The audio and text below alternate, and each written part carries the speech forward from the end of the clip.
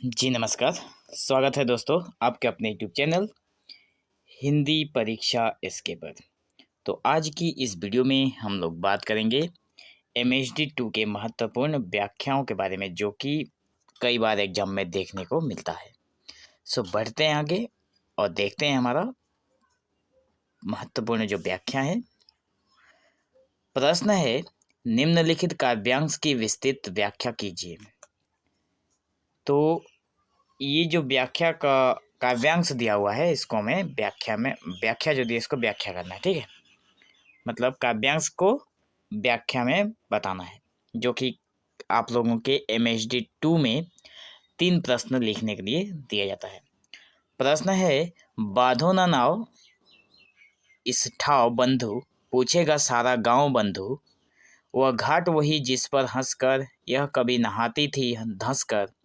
आंखें रह जाती थी फंसकर, कैंपते थे दोनों पांव बंधु।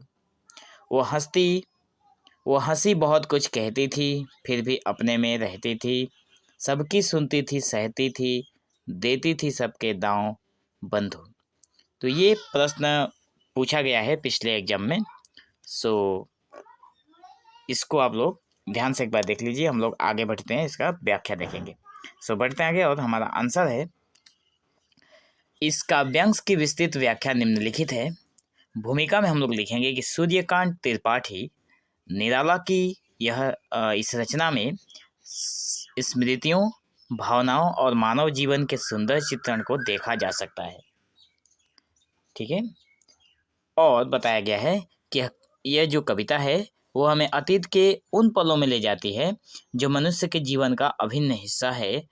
कवि यहाँ पे विशेष स्थान बता रहे हैं, नदी या घाट के माध्यम से बता रहे हैं कि वे नदी या फिर जो घाट है उसकी माध्यम से बता रहे हैं कि अपनी स्मृतियों भावनाओं को व्यक्त कर रहे हैं।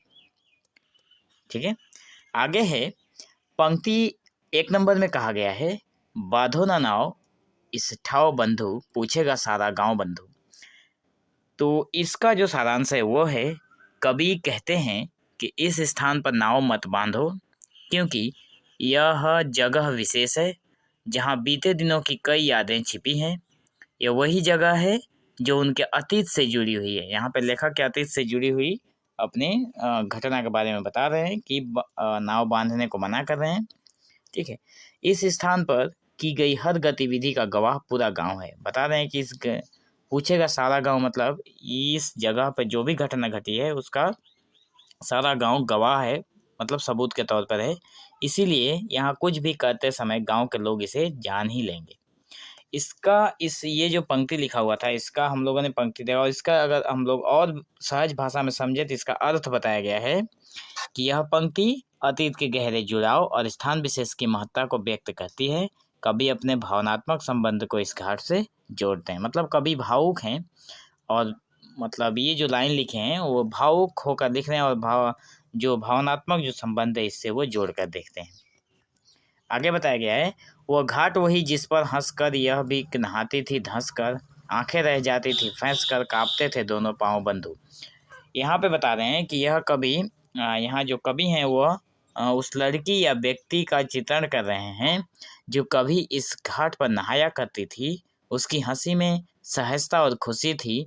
वो पानी में नहाते समय पूरे उत्साह और जीवंतता से भरी रहती थी। मतलब कोई व्यक्ति है या फिर कोई लड़की थी जो इस घाट पर नहा रही थी। नहाते समय उसके चेहरे पे हंसी हुआ करती थी। पानी में नहाते समय उत्साह और जीवंतता, मतलब जीवन जीने के जो तरीके हैं उसमें ये इस घाट पर उसे उनको देखने को मिलता था। उसकी सुंदरता को देखकर आंखें खुली की खुली रह जाती थी। वह न केवल स्वाभाविक थी बल्कि उसकी हर हरकत में एक आकर्षण और सजीवता थी। सजीवता का मतलब हो गया जीवित प्राणी में होता है। ठीक है, तो उसकी बोल रहे हैं कि वो सुंदर, और मतलब उसको देखकर उनकी आंखें खुली की खुली रह जाती थी, और वो स्वाभाविक नहीं बल्कि उसकी वो आकर्षण थी और उसमें एक सजीवता भी थी। तो इसका अर्थ में हम लोग ये समझेंगे कि यह पंक्ति अतीत के मधुर स्मृतियों को बयां करती है। अतीत का वो जो समय जो कवि की यादों में बसा हुआ है। कवि को इस व्यक्ति का जीवंत, सरल और आत्मविश्वासी व्यक्तित्व याद आता है। मतलब ये भी बता रहा है कि कवि वो जो व्यक्ति के बारे में बता रहे हैं वो बहुत ही आत्मविश्वासी व्यक्ति था।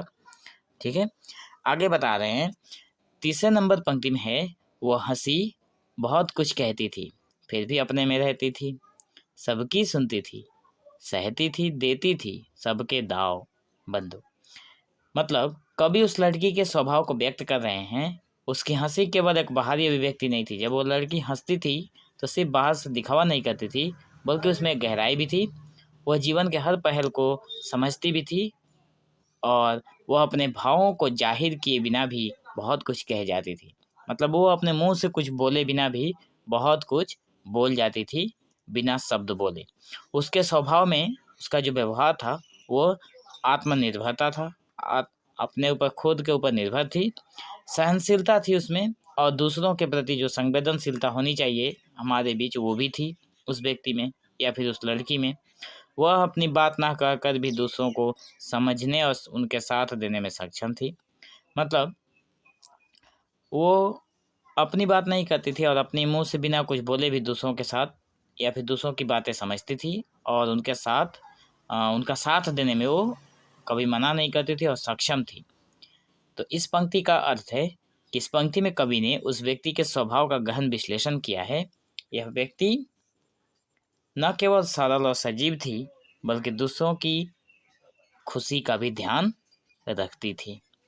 ठीक है, आगे बताया गया है, भावार्थ में इस कविता में कवि ने अतीत की सुखद स्मृतियों को एक स्थान के माध्यम से चित्रित किया है। एक स्थान बताया है, नदी का घाट जो है। यह घाट केवल एक स्थान नहीं है, बल्कि यह कवि के भावनात्मक जीवन का हिस्सा है। यहाँ कवि न केवल किसी व्यक्ति की स्मृतियों को याद कर रहे हैं, बल्कि उसके सरल, सहनशील और आत्मनिर्भर व्यक्तित्व की भी प्रशंसा कर रहे हैं। ठीक है, तो ये रहा इसका भावार्थ, जो कि हमें कविता पढ़ने के बाद समझना चाहिए। और सारांश में है कि यह काव्यांश भावनाओं, स्मृतियों और स्थान विशेष के महत्व को दर्शाया गया है। मतलब इस कविता में कवि की जो भावनाएं हैं, जो स्मृति छुपी हुई है उनके दिमाग में, और जो स्थान है नदी का घाट, उसको, उसके महत्व को दर्शाया है। इन तीनों चीज़ों की क्या वैल्यू है उनके जीवन में, उसको बताया है।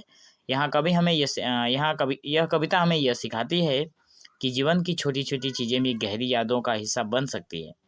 अगर जीवन की छोटी छोटी चीज़ों को गहरी यादों का हिस्सा बनाया जाए तो वो बन सकती है और वो हमें जीवन भर प्रेरित भी करती रहती है, हमें प्रशंसा और प्रेरणा मिलती रहती है इन चीज़ों से। तो ये रहा आज का जो हमारा प्रश्न था, जो कि महत्वपूर्ण व्याख्या। आगे भी आप लोगों को सारी सब्जेक्ट्स की सभी तरह के वीडियो आप लोगों को मिलेंगे। सो चैनल के साथ बने रहें, और अभी तक अगर चैनल को सब्सक्राइब नहीं किया हो तो सब्सक्राइब जरूर करना, ताकि आने वाली हर वीडियो की लेटेस्ट अपडेट आप तक जरूर पहुँचे। सो मिलते हैं नेक्स्ट वीडियो में, तब तक के लिए धन्यवाद।